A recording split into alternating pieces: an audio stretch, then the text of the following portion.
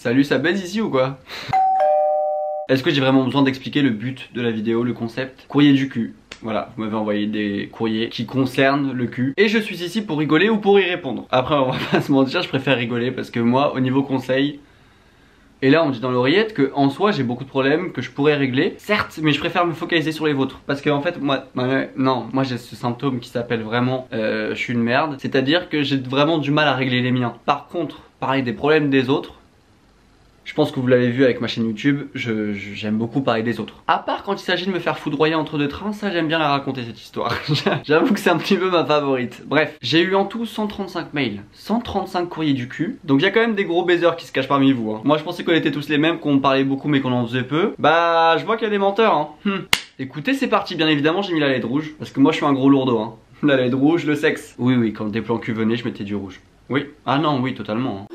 Le premier courrier du cul s'appelle Merci mon frère. J'ai eu un plan cul, on se parlait plus, mais il a posté une photo de lui sur Insta, j'ai répondu trop beau. Il m'a dit merci mon frère. D'où tu dis merci mon frère à quelqu'un que t'as baisé? Bah moi je trouve ça normal. Tu voulais qu'il te dise quoi? Merci mon cœur? Ah non, moi c'est vrai que j'ai ce truc d'appeler mes flirts ou ce genre de choses mon frère ou frère. C'est un peu un running gag que j'ai, ouais. Du coup là pour choisir les courriers du cul, j'essaie de regarder le titre. Des verres au cul pendant une fella. Ça s'est passé au lycée, j'étais avec mon copain au bed, tranquillement en train de nous péchoter, je décide de lui faire une petite fellation des familles. C'est l'été, il est tout nu et sur le bed hors des draps. Le gars est chaud, normal, j'y vais tranquillement et puis à un moment je fais une petite pause, toi-même tu sais, histoire de reprendre mon souffle. Et pendant que je m'éloigne en le masturbant d'une main, je me dis tiens, il a un bail vers son cul. Je me dis d'abord c'est un poil blanc, puis c'est un grain de riz. J'approche de la zone bien près et que vois-je? Un cul grouillant de verre blanc. Quand je dis grouillant, c'est vraiment le terme. L'après-midi s'est stoppé net et la relation a pas beaucoup duré après ça, qui est surpris. Alors déjà deux questions. Peut-être même une, est-ce qu'il va bien? Parce que... Non, c'est pas drôle. Comment ça il avait des verres au cul? Non parce que j'aimerais bien. Comment c'est possible? Non, je rigole parce que les seuls verres au cul que j'ai vus c'était à mes chiens en fait. C'est déjà très traumatisant, je le sais d'expérience, mais comment est-ce possible d'avoir des verres au cul et ne pas le savoir? Parce que je pense que ça doit te gratter. Ça te gratte parce que quand ça bouge le bail. J'espère que t'as été te faire te dépister parce que est-ce que c'est une IST? Est-ce que c'est quelque chose autre que ça? Non, juste dans les commentaires, dis-nous juste si tout va bien. Et si lui est toujours... Est-ce qu'il est là avec nous? Est-ce qu'il est parmi nous? Encore? Tu sais honnêtement t'as du courage de nous la raconter parce que je pense que même moi j'en aurais même... Si j'en aurais fait une story time, je mens. En tout cas grosse force à toi et j'espère que maintenant tu ne fais plus de fellation à des gens qui ont des verres au cul. J'espère que tu checkes bien l'anus des gens avant de pratiquer la fellation. Je sais pas s'il y a vraiment une leçon à retenir. Vérifier l'anus de votre partenaire avant, je sais pas. Mais 10 sur 10 en tout cas l'histoire, merci à toi. Fellation vs perruque. J'étais en train de sucer mon mec tranquillement et d'un coup va savoir pourquoi il décide de m'enlever ma perruque à ce moment-là. Et il me dit, elle me saoule et commençait à se barrer. Bon heureusement qu'on se connaissait bien. Ce qui me fume c'est qu'en soi le mail pourrait venir de n'importe qui, mais je sais pas pourquoi j'ai envie de croire que c'est Bilal Hassani. Bilal, si tu es ici avec nous, nous t'envoyons notre courage. Non bon évidemment que c'est pas Bilal, hein. C'est une blague certes nulle mais une blague quand même. Après moi j'ai un petit retour à te faire, si t'avais pas envie qu'il t'enlève ta perruque, peut-être un peu de colle. Ah bah oui mais si t'avais bien collé ta perruque, il te l'aurait pas enlevé comme as. Moi je dis ça tu sais, c'est en ami. Je ne veux pas porter de jugement. Ça me fait d'ailleurs penser à une anecdote, comme vous le savez j'ai TCA et du coup il y a des périodes où vraiment je mange très peu. Du coup je suis généralement pas en forme et la plupart du temps je perds mes cheveux etc. Parce que bah du coup le métabolisme réagit en étant faible, bref. Et il y a un jour où je faisais un plan cul avec un mec que j'ai vu 2 fois il me semble en tout. Et le mec avait pour fâcheuse habitude de me tirer les cheveux. Je vous jure hein, que pendant tout, mais absolument tout le plan cul, je ne pensais qu'à une seule chose, c'était de me dire le boug à me tirer les cheveux, il va avoir une touffe qui va lui arriver.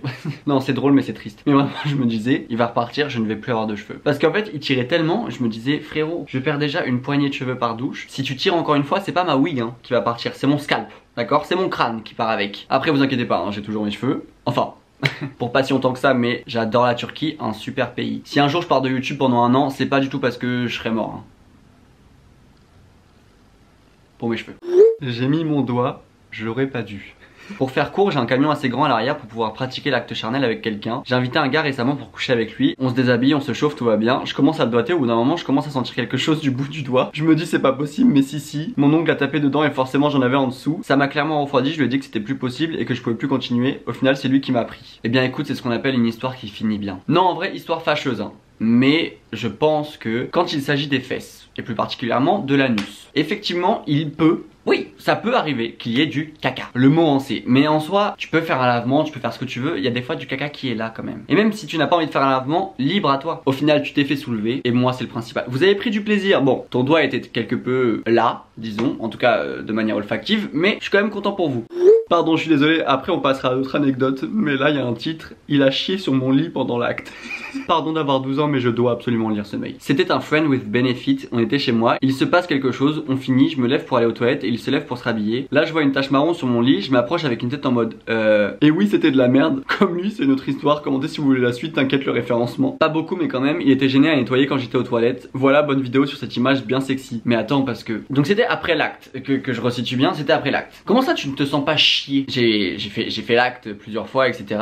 J'ai fait les deux positions. Je sais même pas si vous êtes un couple hétérosexuel ou que sais-je, mais donc j'ai vraiment vu tous les points de vue. Je comprends pas comment tu ne peux pas te sentir chier. Parce que je sache que je me sens chier moi hein. Quand j'ai fait un P foireux en primaire, et on parle d'un P foireux, je me suis bien senti chier. Comment tu peux chier dans le lit de quelqu'un sans le savoir? J'espère que t'as brûlé tes draps et que t'en as racheté. Mais en tout cas merci pour cette histoire. Écoutez, j'ai réfléchi avec moi-même et je pense que j'ai compris le truc. Je pense qu'ils ont fait l'acte et que le mec était tellement à fond, genre il a tellement, je sais pas moi, donné du sien, qu'il s'est chié dessus. Genre je pense qu'il y avait une espèce de colique ou une diarrhée qui était là de base, pardon. Mais cette histoire m'a vraiment troublé hein. J'ai vraiment réfléchi et je pense que quand la personne dit genre chier, je pense que genre en mode il a fait un espèce de P foireux mais avec la sueur et tout, la transpiration, ça en a fait un truc. Voilà. Promis, là je vais prendre d'autres histoires qui ne concerneront pas le caca. Un jour avec mon mec on fait l'amour, on baisait hyper sauvagement et on s'est dit pourquoi pas me rentrer une queue de billard dans mon vagin pour stimuler notre rapport. Sauf qu'en me doigtant avec, mon mec a glissé, elle a rentré d'un coup. J'ai eu les douleurs, je t'explique pas la sensation. J'avais l'impression d'être au Moyen-Âge et qu'on m'empalait pour me torturer. Honnêtement, quand j'ai vu queue de billard, j'ai pas vous mentir, j'avais envie de rire. Par contre la fin, j'espère évidemment que depuis ça va mieux et que vous êtes toujours ensemble, mais la queue de billard, il y a plein de manières de te stimuler, mais une queue de billard. Pourquoi je rigole? Mon grand-père a un billard. J'imagine tellement de choses à l'heure actuelle. J'ai dormi tellement de fois dans cette pièce avec ce billard. Non parce que rappelons-le, au collège, je me mettais des bâtons de colle dans le cul. Bon, enfin, j'avais essayé du moins. Heureusement que quand j'étais en vacances chez mon grand-père, j'avais pas l'idée de la queue de billard. Tout ce que j'ai dit. Écoute, j'espère que tu vas bien et que ton vagin est toujours fonctionnel parce que honnêtement, une queue de billard, bon...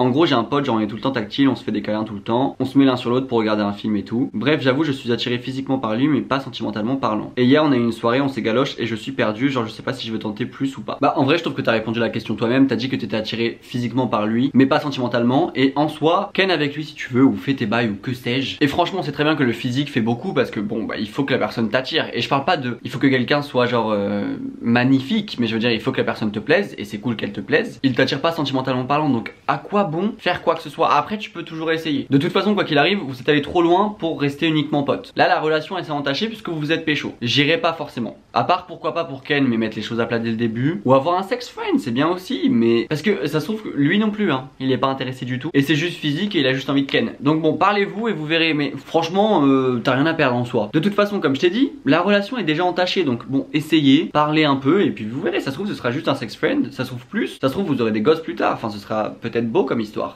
Avec mon copain, ça fait 5 mois qu'on est ensemble et amoureux, tout va bien, sauf que je suis Versa et pour l'instant je suis seulement bottom avec lui. On a essayé d'inverser les rôles mais ça lui fait super mal. Il aurait envie d'être bottom et moi j'aurais envie d'être top, mais son corps ne veut pas. Alors est-ce que j'ai des conseils pour ça? Très sincèrement, je vous aurais dit oui, bah peut-être connaissez-vous mieux, mais ça fait 5 mois que vous êtes ensemble et 5 mois que vous couchez ensemble, donc en soi, là c'est pas au niveau confiance ou que je ne sais quoi. Je pense déjà que toi de ton côté tu peux l'aider au niveau préliminaire, à savoir anulingus, des doigts, beaucoup de... J'ai laxatif en tête, c'est pas ça du tout. Le lubrifiant, mettez beaucoup de lubrifiant, ça peut aider. Bon évidemment je ne vous apprends rien. Sinon je sais pas, bah j'allais vous proposer du poppers. Mais après je sais que le poppers en soi c'est pas très politiquement correct puisque bah c'est quand même dangereux si tu en fais trop ce genre de choses. Préli à fond. Et je pense qu'il faut y aller par à coup genre. Après je pense pas avoir plus de conseils que vous n'avez déjà essayé. Là il va falloir travailler son anus. Vérifiez bien qu'il n'y ait pas de verre avant. Non. On ne rigole pas. Prenez votre mal en patience et je sais pas, peut-être qu'il y a aussi un blocage de sa part. Est-ce que c'est sa première fois en tant que passif? Est-ce que je sais pas, il est peut-être pas à l'aise avec le fait de l'être avec toi? Je sais pas. Peut-être qu'il y a aussi un blocage psychologique, donc pourquoi pas en parler? Ou sinon peut-être qu'il est juste très serré et donc là voilà. Et puis bah tiens-nous au courant. Enfin en tout cas tiens-moi au courant en DM parce que je veux savoir si t'as réussi à le foudroyer. Non, disons les termes. En gros il y a 2 ans j'avais 16 ans et j'étais abordé par un homme d'une vingtaine d'années qui habitait littéralement à 20 mètres de mon lycée. Il était gentil et tout, donc un jour j'avais une grande pause de midi et on décide de se voir chez lui pour Ken. On fait nos bails et tout se passe vraiment bien. Ça se termine donc je me rhabille et il m'accompagne dans son salon et me dit dis-lui au revoir en sortant sa tub. Je me suis dit what the fuck, alors j'ai paniqué et je l'ai checké. On parle toujours de sa tub, oui. Je suis parti de chez lui et je l'ai jamais revu because j'ai appris qu'il était en couple et qu'il m'avait Ken alors que son mec était en vacances sans lui. Bon déjà chaud pour son copain etc. Est-ce que ça sert vraiment à quelque chose de faire des discours alors que le fait que t'aies checké sa bite perso je lui aurais fait fait la bise. Non, moi très sincèrement dans ce genre d'histoire, ce qui me fascine c'est que les gens sont vraiment à l'aise physiquement.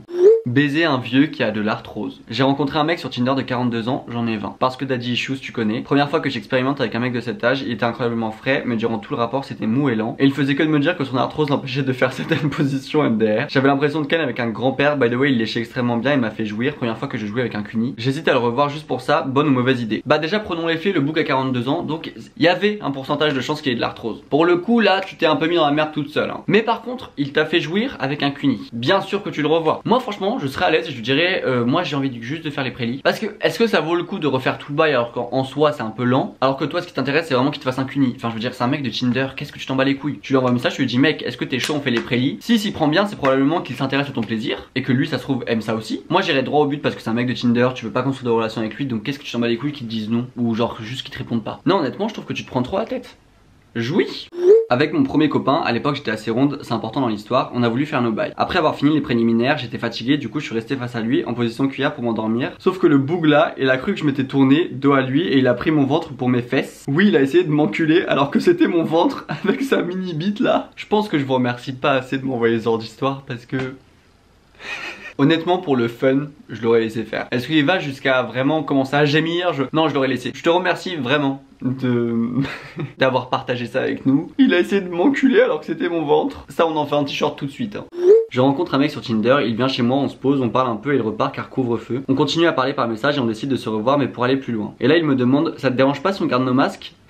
Je lui dis que non mais que bon si on couche ensemble le masque sert à rien si un de nous deux a le Covid. Il me dit que le masque est mieux qu'il préférait blabla. On se voit et on couche ensemble avec un masque. Ken dans le temps du Covid, ça c'est une bonne histoire. Je sais pas pourquoi j'ai accepté mais bon ça me fait une histoire drôle à raconter. Maintenant avec mes potes on l'appelle Monsieur Masque. PS quand je s'est déshabillé j'ai eu peur, elle était énorme. Là je suis en train de vous imaginer en train de Ken avec un masque. Déjà ça veut dire que vous avez vraiment pas fait de préliminaires. Moi personnellement les préliminaires c'est ma partie préférée du sexe. La prochaine personne avec laquelle je parle, bien sûr qu'on va Ken avec des masques. Je trouve l'idée vraiment très sympa. Mais au moins il a pris ses précautions. Mais le pire c'est que les hommes c'est gros connard, il aurait été capable de mettre un masque et de demander de mettre un masque, mais par contre de dire ah non moi les capotes j'aime pas ça. Ah non non non moi ça me fait débander quand je mets une capote, vraiment j'aime. Je vais essayer d'être rapide, j'ai un plan cul régulier depuis quelques mois et je suis devenue complètement dépendante affectivement de sa personne. Je précise aussi que je suis actuellement en dépression et ma solitude énorme au quotidien fait que je ne peux pas me passer de lui. On parle beaucoup par message quand on se voit pas. Je ne lui ai bien sûr parlé de rien du tout, je ne sais pas quoi faire. Je sais que c'est pas vraiment sain et ça me rend tellement triste et lui est très bien avec le statut plan cul donc j'ai peur de le perdre si je lui en parle. Le fait que tu saches que c'est malsain déjà c'est un grand pas et c'est une bonne chose. Par contre je pense sincèrement qu'il faudrait que tu lui en parles. Déjà parce que vous êtes plan cul mais vous parlez beaucoup quand vous vous voyez pas. Ce qui me fait penser qu'en soi vous avez largement plus qu'une relation plan cul. Parce que pour moi un plan cul c'est vraiment quelqu'un que tu vois pour Ken, après vous parlez etc ensuite mais vous vous parlez pas en dehors de ça, tu vois, pas prendre des nouvelles des fois mais pas se parler beaucoup par un message quand on se voit pas. Ou à la limite friends with benefits, mais dans ce cas là je pense que j'en parlerai. Alors évidemment tu peux risquer de perdre cette personne. Moi j'ai peur que ça finisse mal. Alors que si tu lui en parles posément et tu lui dis voilà écoute frérot, voilà ça c'est les faits. Toi qu'est-ce que t'en penses? Est-ce que t'es vraiment bien avec le statut plan cul? Est-ce que voilà. Et imaginons si lui est vraiment bien avec le statut plan cul, mais qu'il veut quand même continuer et que toi t'es ok avec ça, bah vous continuerez et juste bon bah lui sera au courant que t'as une dépendance affective et peut-être que vous pourrez faire attention, peut-être essayer de ne pas parler pendant quelques jours ou ce genre de choses. Ou sinon juste tu lui parles et si lui de son côté c'est vraiment que du cul, et bien peut-être arrêter la relation et juste uniquement parler en tant que pote. Peut-être que ça pourrait te faire du bien. Quand c'est quelque chose à sens unique, enfin en tout cas tu n'es pas sûr que ça le soit mais ça peut l'être quand même. Sur le moment là ça peut te paraître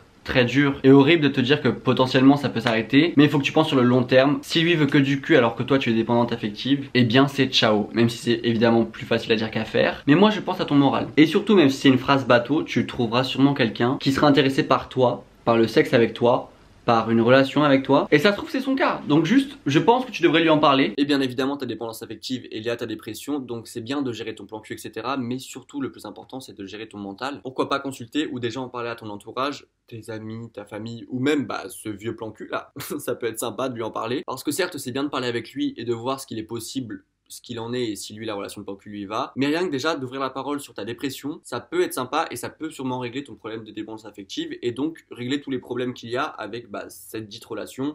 On va faire très synthétique, j'étais avec mon copain de l'époque au cinéma devant La Reine des Neiges 2. Comme beaucoup de couples au cinéma, on s'est pécho et c'est parti, je l'ai sucé sauf que la salle était remplie d'enfants et j'aime pas trop la tournure que prend ce mail. En me relevant j'ai eu un eye contact avec une petite fille de genre 8 ans qui nous regardait depuis le siège de devant. Sur le coup je voulais crever de honte mais avec le recul c'est vraiment drôle. Ça va pas. Je vais chez un plan cul après 23h, comme ça tout le monde dort chez lui. On fait notre affaire et paf, le mec crie un peu trop fort, son père se réveille et allume dans le salon. Moi caché derrière le canapé, à poil la bite avec la capote. Bref, je me suis habillé et parti comme un voleur, plus jamais revu le mec, ça vaut mieux pour mon ego. Alors ça j'ai toujours voulu le vivre. Ah ça non, alors ça je suis désolé, mais je trouve ça, je dirais pas excitant, parce que de faire des bails chez des gens et qu'il y ait de la famille ou des amis ou quoi, le truc d'avoir peur de se faire prendre. Je me suis déjà fait sucer dans un cinéma et je sais pas bon il y avait personne hein. Voilà, c'était une séance de 13 h, vraiment il y avait personne, surtout que c'était à Caen, donc à Caen il y a personne de toute façon en règle générale. Et ce truc de se dire là potentiellement il y a quelqu'un qui va nous surprendre. Est-ce que c'est de l'exhibitionnisme? Non, je pense pas, parce que voilà, mais je sais pas, ou Ken dans une soirée, tu vois. On s'y noue. Bon, évidemment quand je dis Ken c'est Préli parce que je suis toujours aussi traumatisé, mais je veux vivre des choses comme ça. Bon c'était il y a 2 semaines, je revenais de Carrefour pour faire mes courses et en marchant je croise le regard d'un gars hyper beau et tout. Genre un eye contact de peur jusqu'à on s'est retourné. Après je vois qu'il se met à me suivre, il se rapproche puis me demande comment je vais. Et en même pas 2 secondes on entraîne Ken chez moi. Je sais pas ce qui m'est arrivé ce jour, j'étais sûrement sous l'influence de Mercure. Ça encore une fois je trouve ça, j'allais dire génial.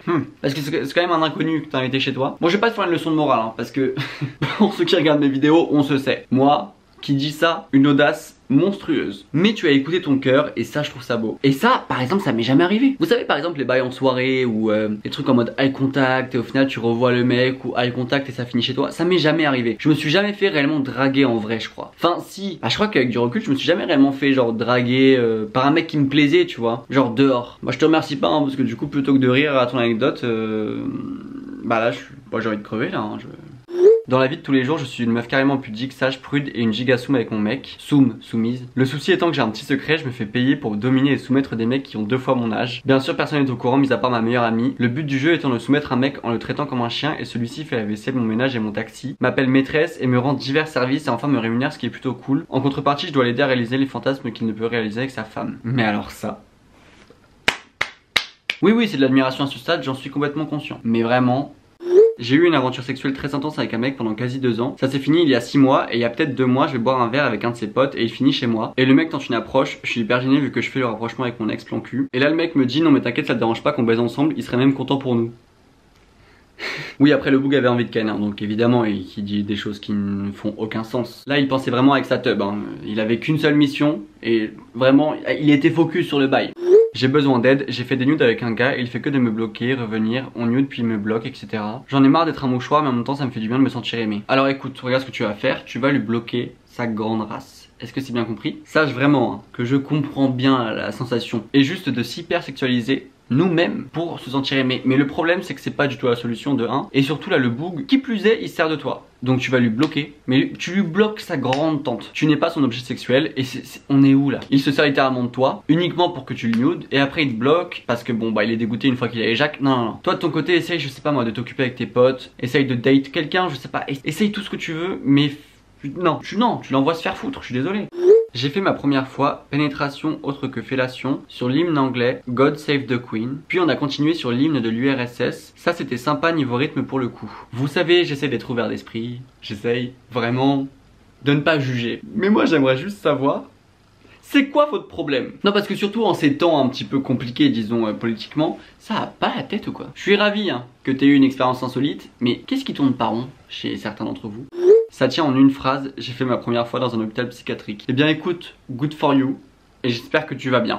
Dernière anecdote, et je sais, mais toutes les bonnes choses ont une fin. Alors je suis en couple depuis 1 an et mon chéri adore la sodomie, mais moi j'aime pas du tout. Au début ça me dérangeait pas mais c'est devenu chiant, il y a que lui qui prend du plaisir. Mais j'ai peur de lui dire que ça ne me plaît pas parce que j'ai peur qu'il aille voir ailleurs, que me conseilles-tu? Bah écoute je te conseille de lui dire et puis si ça ne lui plaît pas, qu'il aille se faire foutre en fait tout simplement. Non parce que attention, hein, je comprends bien ton point de vue, je comprends que t'aies peur de perdre entre guillemets ton copain et que t'as envie de lui faire plaisir etc. Mais là on parle de choses sexuelles. Si tu n'aimes pas cette pratique et si tu le fais uniquement pour lui faire plaisir, tu lui en parles et si vraiment lui il te dit que c'est pas possible parce qu'il adore cette pratique et que il préfère que ça s'arrête ou juste il te dit qu'il a envie de voir ailleurs, mais il dégage. Je suis désolé, franchement oui, alors je sais que ça va paraître un petit peu une phrase bateau et un truc simple. On est 7 milliards, que sais-je, on est beaucoup. Je suis désolé mais on n'a pas le temps. Et franchement qui va se faire chier à faire des pratiques que tu ne veux pas faire juste pour faire plaisir à un vieux boug? Enfin vieux boug, non c'est ton copain pardon. Non tu lui en parles et s'il est pas content qu'il dégage. C'est bon. Non désolé j'ai aucune race mais il y a un moment Écoutez, j'ai tellement parlé que ma caméra clignote. J'espère que la vidéo vous a plu. Si c'est le cas, un pouce bleu, un petit commentaire de référencement en mode faites un jeu de mots. Si non, vous faites pas, je pense que c'est une mauvaise idée. Bon bref, mettez un commentaire de référencement. Je vous dis à la prochaine. Là je suis désolé mais il faut vraiment que je coupe parce que je sens que la caméra va couper avant. Je vous aime comme d'habitude et merci de m'avoir fait confiance quand même parce que honnêtement,